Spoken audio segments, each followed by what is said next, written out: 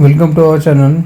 Today we are going to discuss the most important topic, that is the Italian revolution. ये बहुत interesting topic रहने वाला है। मैं आपको बहुत ही सिंपल वे में इस टॉपिक कवर करूंगा, जो कि एग्जाम पॉइंट ऑफ व्यू से बहुत इंपॉर्टेंट है और यहाँ पे सारे पॉइंट्स आपके कवर हो जाएंगे इसको लास्ट तक देखने का। ओके, तो आइए चलते हैं। जैसे कि हम पहले देख चुके हैं, नेपोलियन ने पूरे यूरोप को इंटीग्रेट कर दिया था। वहाँ पे उन्होंने पॉलिटिकल, इकोनॉमिकल, सोशल रिफॉर्म्स लाए थे, लोगों को लिबर्टी दी थी, इक्वलिटी दिए थे, फ्रीडम ऑफ प्रोफेशन दिया था। ओके, गिल्ड सिस्टम को एंड किया गया था। तो इंटीग्रेट नेपोलियन ने बहुत सारे यूरोप को किया था। उसके बाद में नेपोलियन को हराने के लिए 1813 में वियना कांग्रेस का गठन होता है। यूरोपियन कोएलिशन मिलके, फोर्थ यूरोपियन कोएलिशन मिलके यूरोप पे कब्जा करना चाहते थे, नेपोलियन को हराना चाहते थे। और वियना कांग्रेस के तहत नेपोलियन की हार हुई थी और उसके जो टेरिटरी थे वो अभी हथियार लेने लगे थे ये बाकी के सारे देश। तो इसमें से इटली के जो पार्ट थे वो किसको किसको गए थे ये हम देख सकते हैं। तो लोम्बार्डी और विनेशिया किसके पास था ये देखें मैप में, ऑस्ट्रिया के पास गया था। ओके, परमा, मोडेना, टस्कनी ये इनडायरेक्टली ऑस्ट्रिया रूल करता था। ओके, तो पेपल स्टेट है यहाँ पे। सेंट्रल इटली किसको दिए गए थे, हम पिछली वीडियो में देखा है, पोप को दिया गया था। ओके, तो नेपल्स और सिसिली को पे किसका राज्य था, फ्रांस का राज्य था, ये हम देखेंगे। ओके, तो इटली के लोग एक कोने में दिया गया था उनको, एक पेडामोंट और सर्डेनिया, इसको दोनों को मिला के यहाँ पे इटली के लोग रहते थे। एक राजा था, उनको वही रूल यहाँ पे करता था। तो ये इटली का किस किस लोगों ने, किस किस कंट्री ने क्या क्या भाग लिए थे ये हम देख चुके हैं। ओके, तो नेपोलियन का भी रोल हमने देखा था। तो हम अब चलते हैं 1850 से पहले लोगों ने क्या क्या एफर्ट्स किए थे इटली को यूनिफाई करने में, ये हम देखते हैं 1850 से पहले। ओके, बिफोर 1850 से। ओके, तो यहाँ पे कार्बोनरीज बोल के एक कोल माइन एसोसिएशन थी नेपल्स में, जो कि फ्रांस के अंडर में थी। ओके, तो एनलाइटन हुआ था लोगों को। तो ये कार्बोनरीज जो एसोसिएशन थी उसके दो ऑब्जेक्टिव थे, end of foreign rules and legal freedom to people, ये दो ही इसके ऑब्जेक्टिव्स थे। तो इसने बहुत से रेवोल्यूशन किए थे वहाँ पे, बहुत की नेशनलिज्म की भावना भी उत्पन्न की थी, पर आगे जाके हमें देखने को मिलता है ये उतना इफेक्टिव या असरदार साबित नहीं हुआ था और इसके कुछ ऐसे रिजल्ट्स आए नहीं थे। ओके, उसके बाद में हम एक देखते हैं यंग इटली बोल के एक ऑर्गेनाइजेशन, ये जो रिवोल्यूशन ऑर्गेनाइजेशन है यंग इटली बोलते हैं इसको। तो ये यंग इटली के एक लीडर थे मुजनी, जो कि इंटेलेक्चुअल थे वहाँ पे, मतलब दिमाग की बत्ती जलाने का काम ये करते थे। तो इन्होंने इतना रेवोल्यूशन किया था क्योंकि ये रिवोल्यूशनरी ऑर्गेनाइजेशन थी, तो वहाँ पे नेशनलिज्म की भावना बढ़ गई थी। ओके, ये हम देखने को मिलता है। तो मजनी को ये पता चल गया था कि ऑस्ट्रिया को हम हरा नहीं सकते क्योंकि वो बहुत बड़ा देश है, उसकी सेना भी बहुत बड़ी है और इटली के बहुत से टेरिटरी उसके अंडर में है। तो इसने एक आइडिया किया 1848 में। उसने क्या किया, सर्डिनिया के रूलर के पास गया जाता है वो, जिसके नाम है अल्बर्ट। उसको ये कन्विंस करता है कि आप हमें सपोर्ट कर दो। ओके, हम ऑस्ट्रिया के साथ युद्ध करना चाहते हैं और ऑस्ट्रिया को इटली से मार भगाना चाहते हैं, तो आप सपोर्ट कर दो। तो इसने, सर्डिनिया के रूलर ने उसको सपोर्ट कर दिया। उसके बाद वो पोप के पास जाता है, पोप ने भी उनको सपोर्ट करने का बोल दिया था। उसके बाद वो फ्रांस के फर्डिनांड II के पास जाता है, ये उनकी तस्वीर है। तो उनको ये बोलता है कि आप हमें सपोर्ट कर दो, हमें ऑस्ट्रिया का मार भगाना है। तो ये तीनों ने सपोर्ट किया। जैसे हमारे 1857 में बहादुर शाह जाफर को मुगल का किंग घोषित करते हैं और अंग्रेज़ों के खिलाफ लड़ने के लिए जाता है, पर वो बहुत एज ओल्ड थे और वो इतना पावर नहीं रखते थे। तो लास्ट में हमारी हार हुई थी, ये हम सप्रेस किया दिया गया था 1857 रिवोल्ट के। वैसे ही यहाँ पे अब स्थिति बन रही है। तो ये जो रिवॉल्यूशन था इसको पूरी तरह से ये मेटरनिक ऑस्ट्रिया के थे, जो वियना कांग्रेस में बहुत इंपॉर्टेंट रोल प्ले करते थे, इन्होंने सप्रेस कर दिया था, ये हमें देखने को मिलता है। तो बहुत तबाही मचा दी थी और बहुत ही सप्रेशन इन्होंने किया था। तो यह सप्रेशन हुआ क्यों था, क्योंकि पोप बीच में से भाग गया था, ये हम देख सकते हैं। और फ्रांस के फर्डिनांड II को ये लगता था कि ये सब जो युद्ध होगा जीतने के बाद ये सब इटली के सर्डिनाड के किंग जो है एल्बर्ट वही हत्या लेंगे, ऐसा उनकी मंशा थी। इसलिए उन्होंने बीच में ही वॉर को छोड़ दिया था और इससे सेपरेशन हो गया था। ओके, तो इससे क्या सीख मिलती है कि अगर ऑस्ट्रेलिया को हराना है तो सिर्फ पेडमंट सर्डिनिया ही ये कर सकता है, बाकी कोई कर नहीं सकता। ये एक सीख यहाँ से जाती है, ये हमें सीखने को मिलता है। कोई दूसरा देश ऑस्ट्रेलिया को हरा नहीं सकता, सिर्फ पेडमंट सर्डिनिया ही ये कर सकता है। तो 1852 के बाद के एफर्ट्स हम अब डिस्कस करते हैं। 1852 के एफर्ट्स क्या क्या है हम ये देख सकते हैं। तो यहाँ पे पेडमंट सर्डिनिया में लोकल लोगों का राज्य था, हाउस ऑफ सेवाय बोलते हैं। इसके राजा थे वेक्टर एमुअल टू, ये इनकी तस्वीरें ये हम देख सकते हैं। वेक्टर एमुअल टू ने एक पीएम को अपॉइंट कर दिया, उनका नाम था काउंट केवर। तो ये काउंट केवर पे अपनी नज़र गाड़ देना। ये काउंट केवर बहुत इंटेलिजेंट और डिप्लोमेसी के ये बहुत ही अच्छी तरह से डिप्लोमेसी खेलते हैं। तो इन्होंने एनालिसिस करना चालू कर दिया कि यूरोप की स्थिति अब क्या है, किसकी वजह से है। वियना कांग्रेस की वजह से अभी की स्थिति है। ओके, पोप के रूल को हटा जा सकता है क्या इटली से।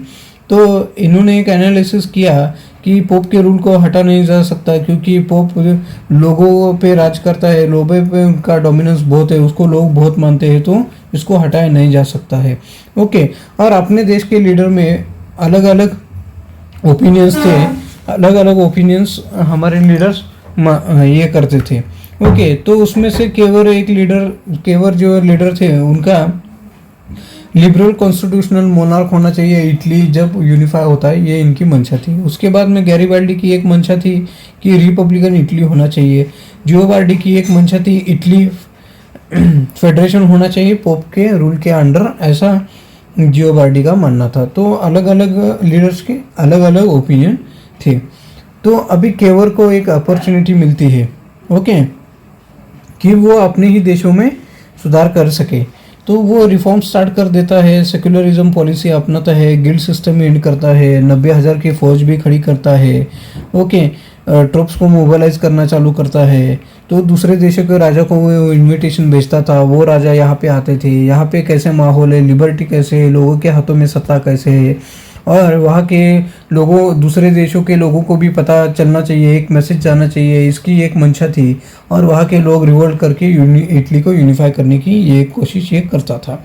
तो इसकी और एक कोशिश थी कि 1854 में बैटल ऑफ क्रीमिया चालू होता है। रशिया ने क्रीमिया पे आक्रमण किया था। किस मकसद से आक्रमण किया था कि ब्लैक सी से लेके मेडिटेरियन सी तक अपना राज फैल जाए, और वहाँ पे जो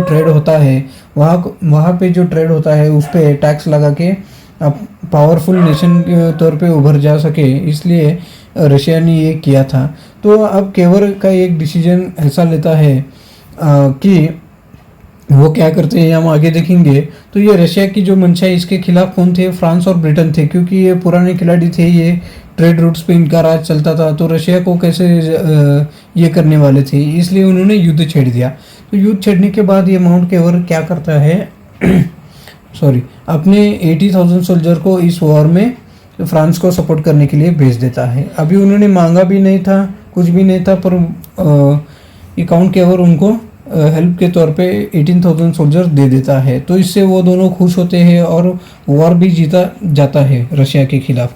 तो रशिया के खिलाफ वॉर होने के बाद एक पेरिस कॉन्फ्रेंस का गठन किया जाता है। वहाँ पे ट्रीटी ऑफ पेरिस साइन की जाती है। एक तरफ रशिया रहता है, दूसरी तरफ फ्रांस, ब्रिटेन, पेडमंट सर्डिनिया और टर्की रहता है।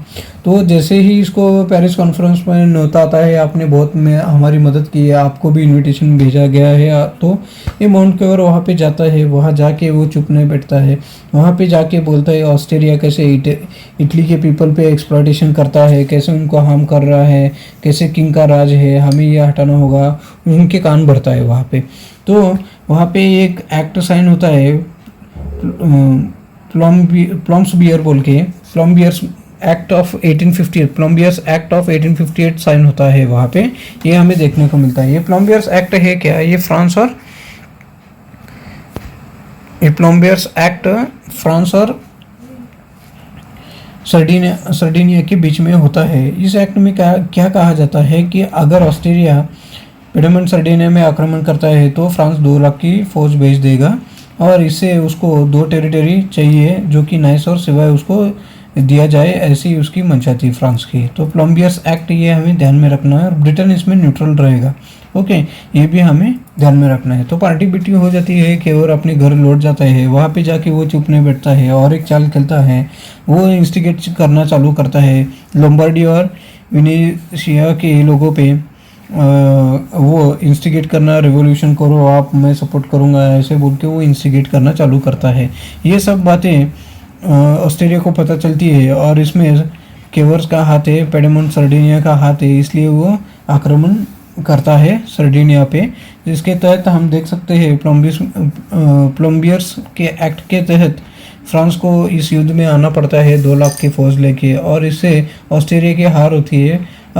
लोम्बार्डी जो ऑस्ट्रेलिया का भाग था वो अब इंटीग्रेट किया जाता है सर्डिनिया में, और वेनेशिया पे आक्रमण अभी इसको इंटीग्रेट नहीं किया जाता, ये ऑस्ट्रेलिया के पास रहता है क्योंकि फ्रेंच की आर्मी लौट चुकी थी।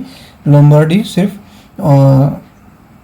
सर्डिनिया के हाथ में लगता है, यह हम देखते हैं। तो ये युद्ध का माहौल हम देखते हैं। ओके, तो अब हम देखते हैं कि युद्ध के दौरान क्या क्या हुआ था। जैसे एमुअल 2 थे और उनके बीच और केवर के बीच झगड़ा होता है। केवर चाहते थे कि युद्ध कंटिन्यू रहे, एमुअल 2 कहते थे कि युद्ध कंटिन्यू नहीं रह सकता क्योंकि ऑस्ट्रेलिया अभी भी हमसे ताकतवर है, इसलिए इनके दोनों में झगड़ा होता है और केवर रिज़ाइन कर देता है।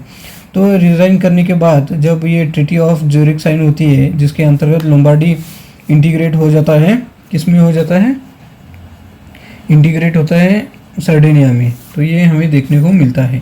उसके बाद में इटली में कई इलाके में रिवोल्ट चालू हो जाते हैं, जिसमें मोडेना, टस्कनी, बोलाकान, इसमें रिवोल्ट चालू हो जाते हैं और ये एक मौका बन जाता है केवर को, और वो फिर से पीएम बन जाता है और वो बोलाकान, मोडेना, टस्कनी को प्लेबिसिट के अंतर्गत इंटीग्रेट कर देता है सर्डिनाड में, ये हमें देखने को मिलता है। तब ऑस्ट्रेलिया आप चुप बैठेगा क्या, हमारी ज़मीन हड़प ले रहा है तो हमारे स्टेट को तो इंटीग्रेट कर रहा है इटली में, तो हम क्या चुप बैठेंगे। तो वो युद्ध की तैयारी करता है। तब ब्रिटेन का रोल आता है। कोलंबस बियर के एक्ट के अंतर्गत जो ब्रिटेन न्यूट्रल रहता था वो बीच में आके ऑस्ट्रेलिया को स्टॉप करता है। वो डोंट इंटरफेयर, ये मैटर में आप इंटरफेयर मत हो रहा है ऐसा बोल के वो ऑस्ट्रेलिया को दबा देता है, ये हमें देखने को मिलता है। तब अब कौन सी टेरिटरी बचे हैं, तो पोप की पैपल स्टेट और सिसिली और नेपल्स बच जाता है। अब सिसिली और नेपल्स एक फ्रांस की टेरिटरी है, तो केवर कैसे आक्रमण कर सकता है इस पे। तो उसने क्या किया, गैरीबाल्डी, ये उनका फोटो है, गैरीबाल्डी को इंस्टिगेट करता है कि आप पेपल्स और सिसिली जाके वहाँ पे लोगों को भड़काओ, वहाँ पे रिवोल्ट करो, मैं आपको सपोर्ट देता हूँ ऐसा बोल के उसको भेज दिया। वहाँ पे जाके गैरीबाल्डी ने बहुत सा रेवोल्यूशन करता है, बहुत लोगों को इंस्टिगेट करता है, लोग को रिवोल्ट, बहुत से रेवोल्यूशंस करता है और पेपल्स और सिसिली को इंडिपेंडेंस करा देता है। तो अब जब इंटीग्रेट करने की बात आती है तो गैरीबाल्डी मना कर देता है, ये इसने केवर को धोखा दे दिया था। ओके, तो उसका मानना था कि आप इटली को पहले रिपब्लिक घोषित कर दो और फिर इसको हम इटली में इंटीग्रेट कर देंगे, ऐसी उसकी मंशा थी, इसने धोखा दिया गया। ओके, तो केवर ने बोला कि आपने सब सपोर्ट मेरी तरफ से लिया है, पैसे, लॉजिस्टिक सब जो भी लगा है मैंने दिया है, आप अपनी बात से मुकर रहे हो ऐसा बोलता है। तो अब केवर क्या करता है, एक आइडिया करता है, वो फ्रांस के पास जाता है, जाके नेपोलियन 3 राज करता था, उसको बोलता है अगर ये पेपल्स और सिसिली अगर रिपब्लिकन स्टेट बन जाते हैं तो हमें फ्यूचर में राज करने में बहुत तकलीफ हो जाएगी या फिर हमें बहुत ही परेशानी का सामना करना पड़ता है। तो ये जाके फ्रांस की हेल्प मांगता है और वो फ्रांस दे भी देता है इसको हेल्प, और इससे ज़रिए वो प्लेबिसिट कंडक्ट करवाता है नेपल्स और सिसिली में, और उसको इटली में इंटीग्रेट कर दिया जाता है। गैरीबाल्डी को अपनी गलती का एहसास होता है और आगे जाके उसको माफ़ किया जाता है, ये हम देख सकते हैं क्योंकि ये भी बहुत बड़े लीडर थे, तो इसको माफ़ किया जाता है, ये भी हम देख सकते हैं। ये नेपोलियन 3 की इमेज है, ये हम देख सकते हैं। आगे जाके पोप की जो पेपल स्टेट थे उनमें से कुछ टेरिटरी को हथिया लिया जाता है। ओके, पोप को विश्वास में लेके उसके टेरिटरी लिया जाता है। अभी भी पोप के हाथ में कुछ टेरिटरी दिए जाते हैं जाके, ताकि पोप नाराज़ ना हो। अभी भी वेटिकन सिटी पोप के अंडर ही है, ये हमें देखने को मिलता है। तो बाकी जो वेनेशिया था उसको भी एज ए प्लेबिसिट बोल के वहाँ पे उसको भी इटली में इंटीग्रेट किया जाता है, ये हमें देखने को मिलता है। ओके, 1866 में वेनेशिया को भी एज ए प्लेबिसिट इंटीग्रेट किया जाता है, ये हमें देखने को मिलता है। तो ये थी पूरी कहानी डिप्लोमेसी ऑफ केवर, कैसे कैसे डिप्लोमेसी किया, गैरिबाल्डी का धोखा कैसे था, ये सब हमने देख लिया इस वीडियो में। तो इस तरह ये पूरा इटली इंटीग्रेट हुआ है एक मैप में, तो हमें देखने को मिलता है। तो इस वीडियो में बस इतना ही। Thank you so much.